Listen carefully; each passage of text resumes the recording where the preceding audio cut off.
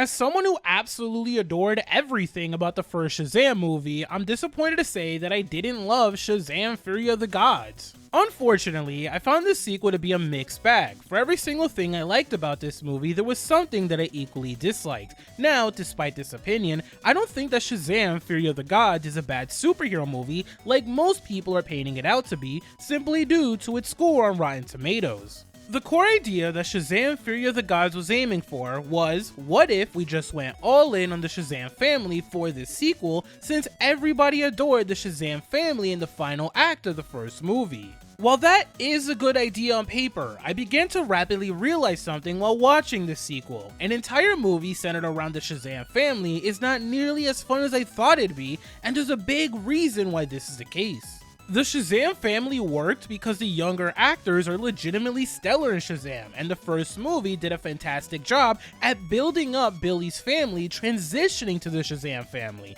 Every single smile you made, every laugh you had, and every joke that landed worked because it all centered back to the core theme of Shazam, which is family. The entire movie builds up to Billy happily realizing that he finally has a family, but it's not until a do or die situation comes up that he realizes that he needs and trusts them. So when Billy finally gave them their superpowers, seeing them flying around and being heroes is an incredibly magical moment that was worth the wait. On top of that, the superhero counterparts of Billy's family didn't steal any momentum away from their younger ones. If anything, they uplifted their younger counterparts because the adults who played the Shazam family did an amazing job at mastering the mannerisms of their younger acting group for that small time in the first movie. Since Shazam! Fury of the Gods unfortunately pivots away from giving their younger actors and actresses enough screen time, this sequel loses its charm incredibly quickly. Look, I have nothing against the adults playing the Shazam family, they're all fine in my opinion. However, the Shazam family in this sequel aren't as strong of a family as they were in this movie's predecessor. Yes, they have family-oriented scenes and they do spend a decent amount of time working together to figure out how to take down this movie's lackluster villains.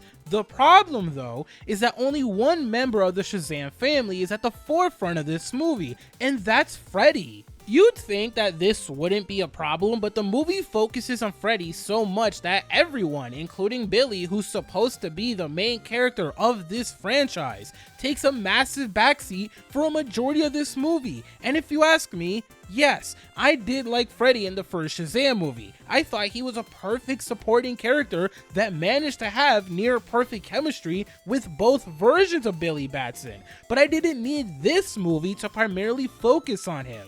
Sure, a big ongoing theme of this movie is the Shazam family is a little too obsessed with being superheroes, but like, that same story could have been told with Billy being at the forefront of this movie like he should have been. It shouldn't have taken an entire final act to make Billy feel relevant in this sequel. No matter how much I love and adore the Shazam family, I was hoping that this sequel was going to give Billy far more character growth, both as a hero so he can help his family become better heroes, and as a teenager who's still dealing with the foster care system.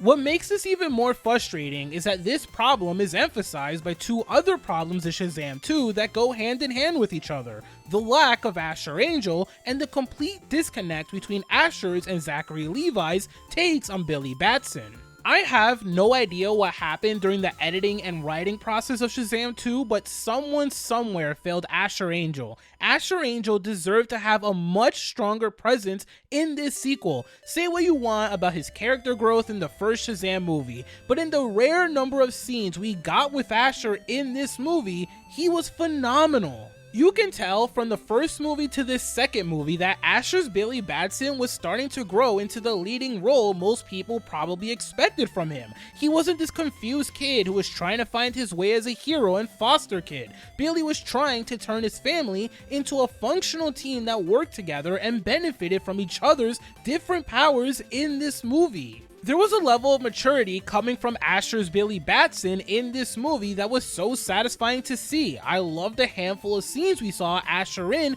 because it was so great to see Billy go from this lost, sad, and confused kid that was simply trying to find a family that would accept him before being granted the powers of Shazam to a teenager trying to be an actual leader. At the same time, however, experiencing Asher's growth as Billy Batson was incredibly frustrating because I have no idea who Zachary Levi was playing. I loved Zachary Levi in the first movie, but I straight up did not enjoy him in this movie. It felt like he was playing the same Billy from the first Shazam movie, even though that's not how Billy acted, thought, or spoke throughout Shazam: Fury of the Gods. Sure, whenever Asher was on the screen, he was a bit emotional, but he was a lot more calm and relaxed as well, thanks to Billy maturing as a teenager. Zachary was just bouncing off the walls and being this energetic, over-the-top character that didn't match who Asher's Billy Batson was. They were two tonally different characters with completely different personalities, and it was just so noticeable because of how much of a contrast there was between the two. He just felt so out of place and like he was trying too hard to match the childlike energy of the other adult Shazam actors.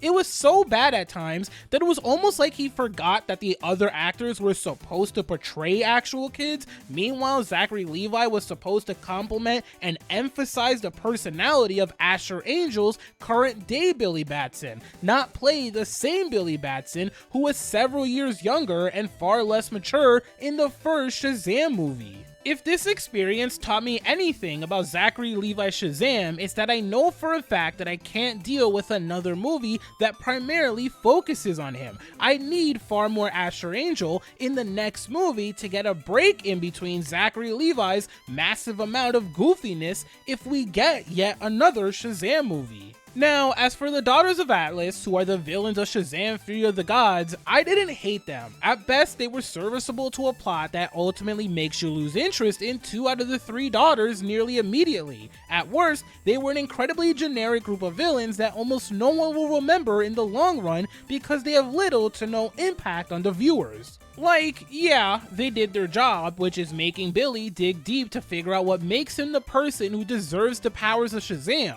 However, that's probably the only thing you're gonna remember outside of the one plot point that's easy to remember in this movie, which is the love plot between Anne and Freddy. And yeah, if you're a grown adult, you're gonna find this plot point embarrassing, but in an incredibly cute and endearing way. It's just that the last thing you want a villain in a superhero movie to be remembered for is a childish love plot that forces the connection between the villain and hero of the movie. Again, I'm not heavily criticizing this because that side plot is going to connect with the audience this movie is intended for, which is the younger generation of superhero fans. However, I could easily see it being criticized by the older audience of superhero fans because it is corny. It's corny in a great way that we can all relate to and get secondhand embarrassment from, since we just want Freddy to act normal in front of this girl that he has feelings for rather than embarrassing himself. From the audience's perspective, that feeling isn't negative because a lot of us have been there. Let's not lie, okay?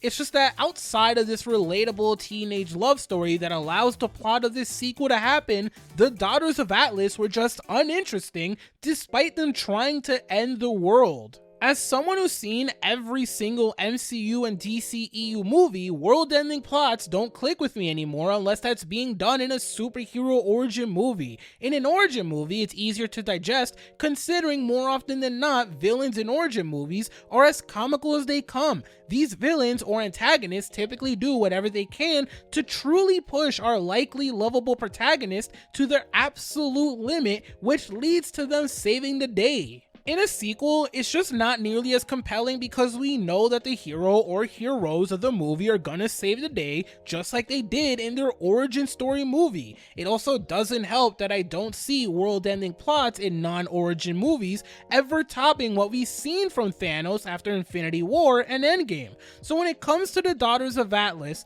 their biggest accomplishment, in my opinion, is giving us a fantastic final moment and pivotal piece of character growth from Billy Batson. It's not their action scenes, it's not the visual effects for their powers, even though they're not that bad, it's not their generic lines of dialogue, and it's definitely not their origin story. If anything, that last one is their biggest flaw considering this movie had to spend a ridiculous amount of time giving us massive exposition dumps to attempt to make us care about the Daughters of Atlas when most people aren't going to, understandably so. This isn't a knock against the actresses who play the Daughters of Atlas. They did a more than fine job throughout the movie, even if some lines of dialogue didn't work for me. You can tell just how much fun they're having playing these characters throughout the movie. It's just that a generic, unmemorable group of villains made up just for this movie isn't what I wanted out of Shazam 2, which brings me to my final thoughts about this movie. Unfortunately, I hate to say it, but Shazam 2 is a disappointing sequel. I know I sound incredibly negative throughout this video, but there are things to enjoy in this movie, such as